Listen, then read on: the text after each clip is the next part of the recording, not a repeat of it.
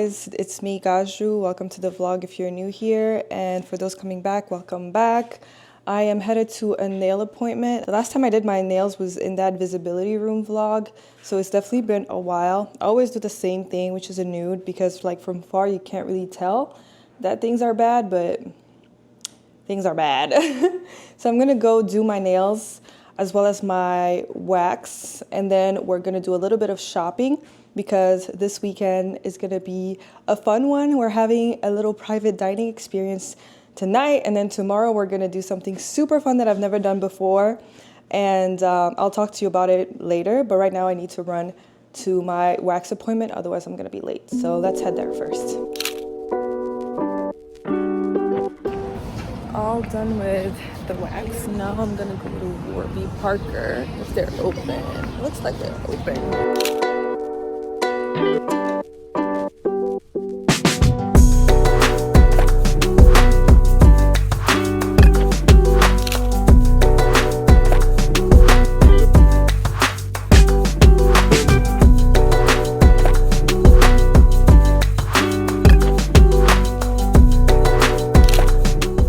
Home at last. I've been out for like 4 or 5 hours. I'm not even joking. I made a bunch of stops. So I did Whole Foods and I got some peonies and some hydrangeas.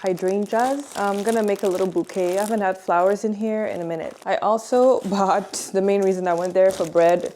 Like there's always has to be bread in this household because it's all I eat, if I'm being completely honest. As for my nails, this is what they look like. We went for a milky white. I was like scrolling on Pinterest and I really like the color, and I'm always going for something very neutral. I went to a new spot. It's called Funny Bunny and I really liked it. From now on, that's gonna be my nail spot. For a manicure gel, that was $45, pedicure $42, but extra $18 for gel, and then they charged me $5 to take off my previous gel. Now what's a bit annoying is that it was like $5 for gel manicure off and $5 for gel pedicure off. I was like, y'all can just do $5, like really?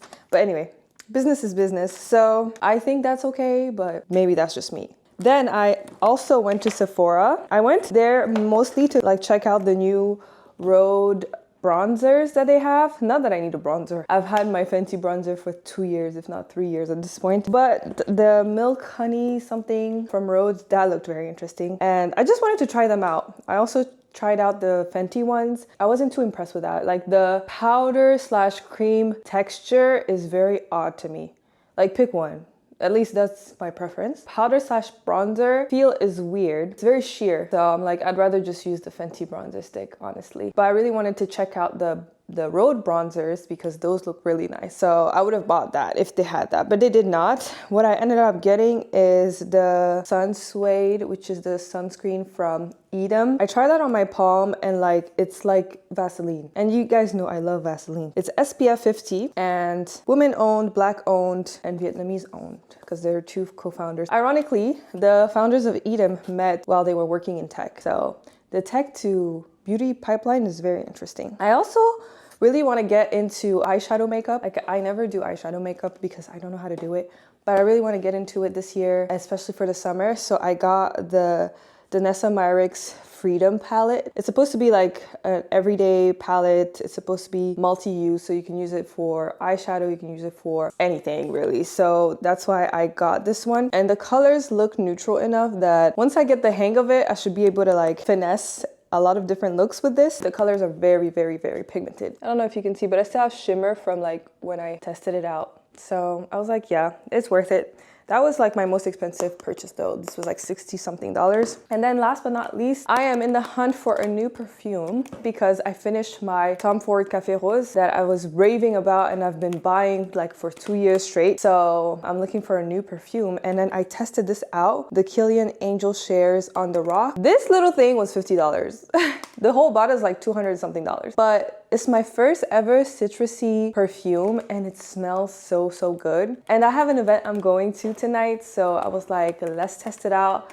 Let's see if it blends with my body chemistry or whatever. If I get a bunch of compliments, I will definitely purchase a full bottle or get somebody to purchase the full bottle for me.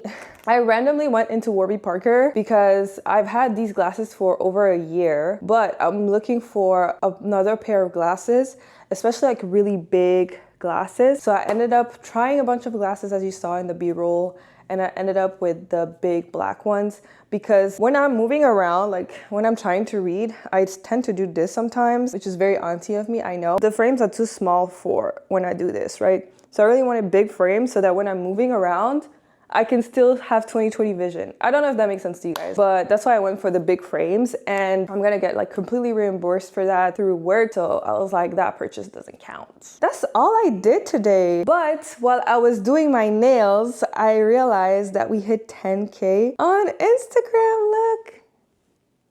10K, isn't that insane? Because I'm having a lot of new followers from that one video, I'm gonna probably do a get to know me short form video, just talking about where to Find Black People in Seattle series came from. So because the Where to Find Black People in Seattle series is obviously highlighting a lot of events in Seattle, I get a lot of inbound questions from event promoters and so on and so forth, promote their event. However, the Where to Find Black People in Seattle is just one series of a lot of other things that I do on my page. My page is not a Seattle events page. My page is a lifestyle page. My lifestyle just happened to match with the fact that I'm outside here and there on the weekends, and then I do recaps and people like it. But my page is a lifestyle page, not an event promotion page. And so I don't know what these event promoters have in mind, but I get a lot of requests about like, hey, can you share this flyer? Can you share this post? I don't do that. I only post once a week because it's not an events promotion page. It's not a Seattle events promotion page. It's a lifestyle page. And it's like, I feel like I've had to have this conversation so often because of like this type of video Where to Find Black People in Seattle that I post once a week, and it's getting a bit tiresome. And like this one person was like, hey, I have an event coming up, would love if you can tell me about your rates to promote this whatever. Also, my Where to Find Black People in Seattle is a free thing. You know, I just have a Google form, people fill it out, and then every Wednesday I look at the list and then just talk about it. It's free. I don't charge for that because it's a community-based effort. It's to help people who are new to Seattle, who are Black, find each other. And so that's why it's free. But this guy was like, again, treating me like a third-party vendor or like a promoter. I said, I only post on Wednesdays, so if you want to be featured in the event next week, here's the form. I have like a generic message I have to send to everybody. And then he's like, oh, gotcha, but I really want us to do something together for this event that I'm throwing. And I said, no, I post once a week. Another thing that has become annoying is that I could be at a party, like Curated Vibes, for example. I could be at Curated Vibes and obviously love meeting people that are part of my community or that know my videos or that recognize me and are like, oh, I'm here because of you. I'm like, love that. I hope you're enjoying as much as I'm enjoying. I love those kinds of interaction. I hate the interactions where I'm just living my life literally on my way to the bathroom and somebody like calls me and I'm like, yeah. And then this man had the audacity to be like, I have a complaint to file. I said, a complaint to file? He was like, yeah, I sent you a message about my event. And I said, please stop right there. Stop right there. I said, if you have something to tell me about your event, message me. I am not here to talk about business. It's not even a business, you know? I'm a regular civilian. I paid a ticket just like everybody else to be here most of the time. Like, I think definitely now I definitely get more free entrances for events that I promote. But most of the time, I am paying just like everybody else. I am paying for my drinks just like everybody else. I am a regular civilian. I have no affiliations with nobody, nor do I wish to. The reason I think people like my series is because I am a regular civilian talking about my regular experience to these events. I'm not trying to sell nothing to nobody. And I don't want to. Like, that's not the point. Again, the point is community. So this idiot is like, I have a complaint to file. And I'm like, how does that even make sense to you in your head? You're filing a complaint to somebody about how they run their own page. How does that make sense to you? Anyway, overall though, all of that BS aside, I'm really happy that the series is helping people. Every time I see in the comments, somebody's like, oh, I really want to go to this event. Who wants to come? And then somebody's like, I DM'd you. I'm like, yes, that's the point. Community, that's the point. You know? I love that. And I love that it's reaching more people. And I love that obviously my audience is growing from that. And, you know, thank you so much. If you happen to be from Instagram or TikTok, thank you so much for, you know, rocking with me. But if you're an event promoter watching this, I am a civilian, please. I have no, this is, you know, this is just for shits and gigs. Don't try to push your agenda onto me like that. I don't appreciate that. On this episode of Dilly Dallying Around Seattle, I got invited to a private dining experience hosted by Joe's Kitchen, which he uses as an opportunity to test out some new recipes. For appetizers, we had jollof arancini, and I'm not gonna lie, I had to Google what that means. It's basically a fried rice ball, but instead of risotto, he used jollof rice, beef, and a little bit of coconut flakes, and I tore it up. For main, we had mashed plantain, and you had the option of suya goat meat or prawns as your protein. Most people love the goat meat, I love the prawns. It was less spicy for me. Then a quick intermission to toast with the chef. And finally, my favorite part, dessert time. Agege bread pudding topped with plantain chips, Milo dust, and a scoop of ice cream. And the best part is that he named this after his girlfriend. His dish is sweet salon. Woo! We were being so obnoxious. And of course, I enjoyed the dessert, and Ikenna does meal prep if you're in Seattle and looking for a private chef. Good morning. It is bright and early the next day. I just came from a solid core class because I've dedicated myself to start solid core, and I'm just starting. So I'm doing what they call their starter 50, which is the beginner classes. They teach you how to move on the reformer, what different language means, because they speak like in their own different language, and that's like the thing that was really kind of intimidating about solid core for me, was like, I don't get what you're saying, ma'am, you speak a different language. And so I've taken 2 starter 50 classes, and now I'm working my way up to 1 level higher, which is called foundation, and then eventually I want to get to signature. And my goal is to get to like 20, 30 classes by the end of the year, just because I feel like I neglect my core when I work out. And so I just kind of want to be stronger in my core because it's the foundation of a lot of things. And then once we get to that hurdle, we'll get into starting weightlifting, because I also want to learn how to do proper weightlifting and just be a full-on athlete, girl. Yeah, but I mean, I guess before I talk about what's gonna happen, let me kind of round out what happened yesterday. Like I mentioned, Ikenna did a private dining experience, and I realized that he uses these experiences to test out a lot of recipes. As you saw in like the little recap that I did. One thing I will say is, which I mean, he's definitely working on it. It's like a work in progress. It's just timing, because I think that we were there way longer than we were supposed to be there. I think we were supposed to end by 11. I got home at 2:30 a.m. Yeah, so we were definitely way behind schedule. I think more people than expected ended up showing up, which means he was cooking for more people. But 2 is just, prep just takes a lot of time. And this was like a last minute decision on his part to like do this. So I think if he has more time to prep, then things can start on time and then end on time, because people were definitely getting a little hangry.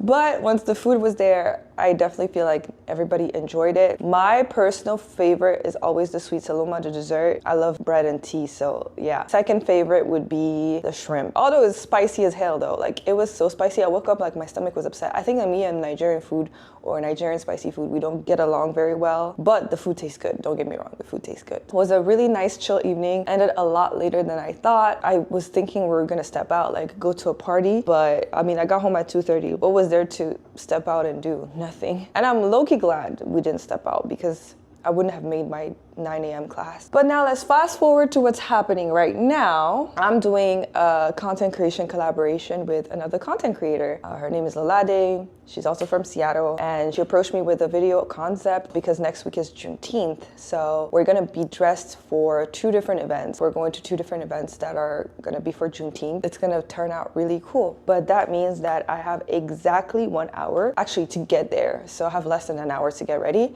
So I'm gonna start getting ready right now. And I was really planning on doing a get ready with me, but with 1 hour, I genuinely don't have the time. So let's just reconvene when I'm all the way ready. Okay, I've made it to the location. We started our little filming session, and one thing I'll say is that it is taking a lot longer than I expected. I think I understand why creators get paid as much as they get paid, because this little 15-second video is taking so many retries to do and get right. But yeah, we're doing it. We found a little nice location here in Pioneer Square by the pastry project. As soon as we're done, I'm gonna finally be able to eat because I haven't had food all day.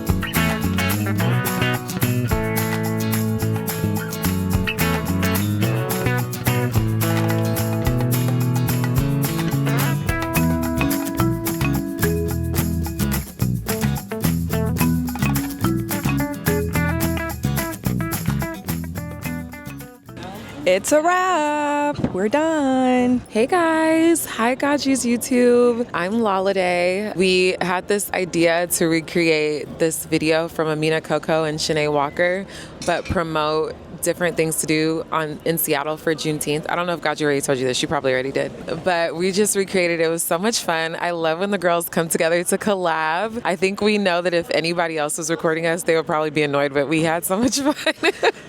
We have to do it again. Yes, we have to do it again. And my Instagram is spelled LOLVDE. Like the V is an A for Lolade. So nice to meet you guys. Bye. And just like that, we are back home. Oh my God. I am exhausted. It took about 1 hour, like an hour and 15 minutes to do all of the shots that you've seen. So like, I genuinely understand why creators get paid the money that they do, because this is not easy. This is not straightforward. This is not simple. It takes a lot of patience, a lot of like creative direction to like make this stuff happen. After that, we went to this Cafe Revi place. It's inside Frida and Pioneer Square. It's like a 4-minute walk from where we were. And I had like a Spanish latte. It's called the Frida. So good. And I think they're here in Pioneer Square all summer from Thursday through Sunday. I would 10 out of 10 recommend. For the matcha lovers, I have a good selection of matchas, but this is all I've had all day. And mind you, I worked out earlier in the day. My room, or like my apartment, looks like a rat's nest right now because I had to like shuffle and look for clothes for this shoot. So I need to clean everything up. I need to eat and I need to wind down. I'm not sure what the rest of the weekend has in store for us. So I will let you know if there's anything interesting, but I will catch you guys later. Bye.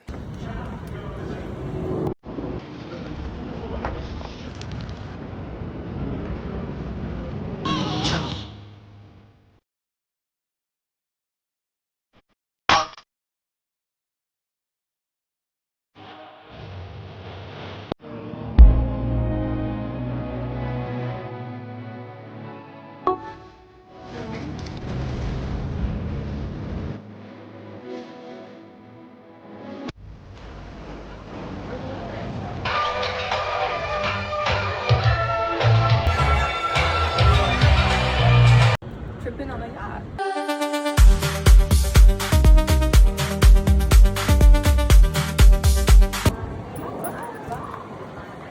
Hello. It is the next day. Unfortunately, there was nothing to kind of continue vlogging yesterday. I just kind of stayed at home, did some editing, and that was the rest of my evening. So with that, I just wanted to close out the vlog, and I will see you guys in the next one. Bye.